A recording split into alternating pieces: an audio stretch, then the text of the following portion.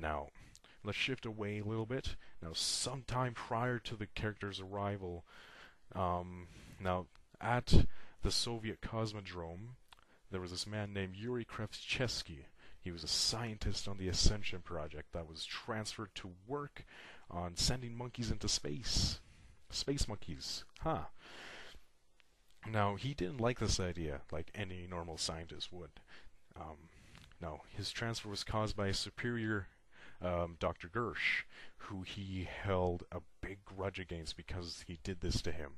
Now, Yuri would, his messages were recorded on radios, and throughout the entire thing, he gradually notices a teddy bear and the Matryoshka dolls, and wonders how a child could be let into the station.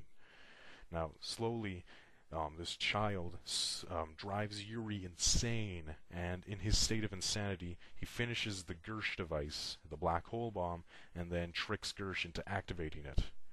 Now, this subsequently lets all the zombies in and traps Gersh in Aether. Now, Aether is the place where Samantha is able to control the zombies. Now, Yuri soon realizes this mistake and is heard screaming at the end of the last recording. Now, after the events of Kino der Toten, the main characters somehow reach the abandoned Soviet Cosmodrome.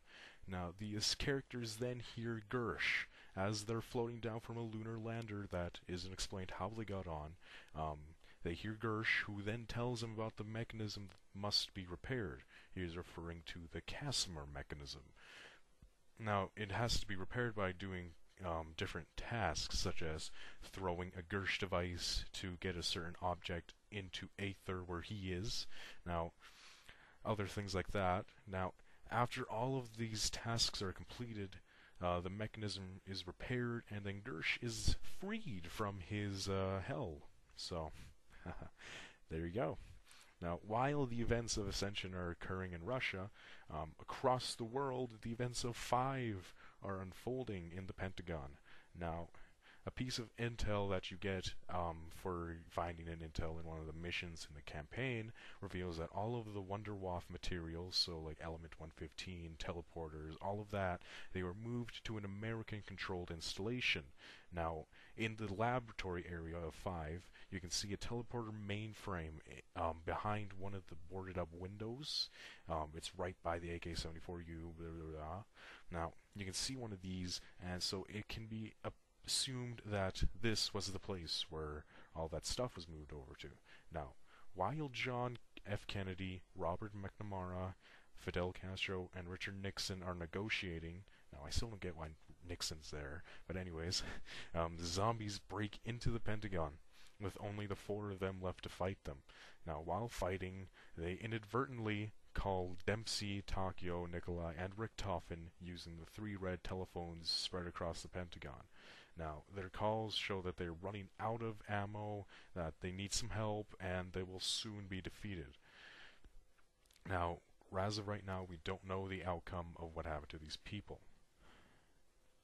Now, as our original 4 continue fighting, the 3 super soldier test subjects slowly regain their memories.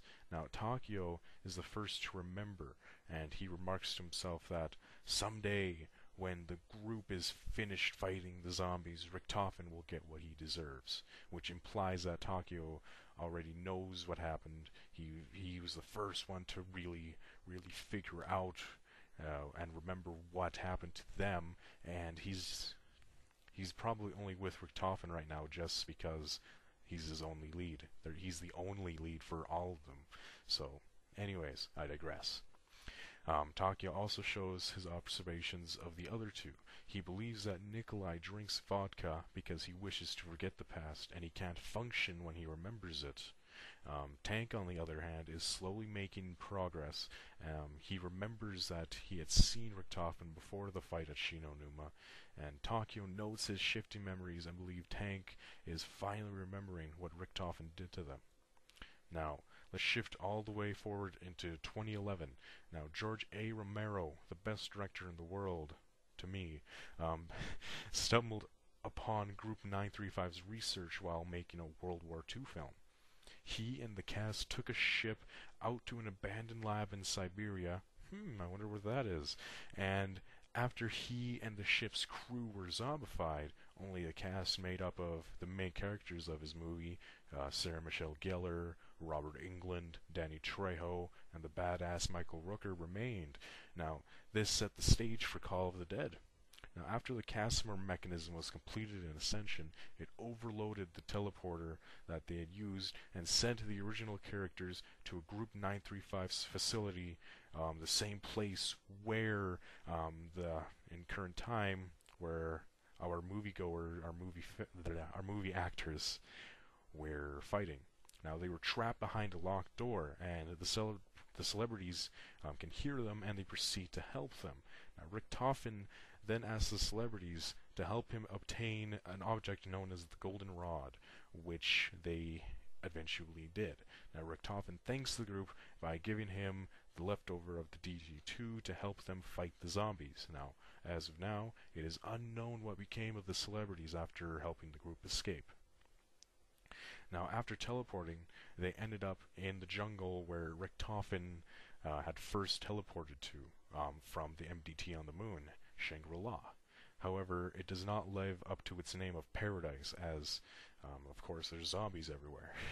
Now, Richtofen states that this is the last step to controlling the world before he is teleported there. The temple houses a mining facility filled to the brim with Element 115, explaining how these inhabitants became zombies.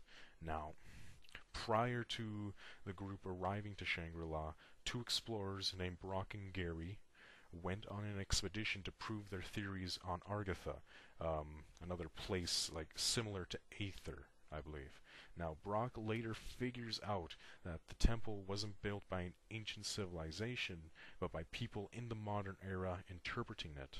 Now, after investigating the temple, the pair accidentally activated the temple's time travel and died in the resulting zombie attack.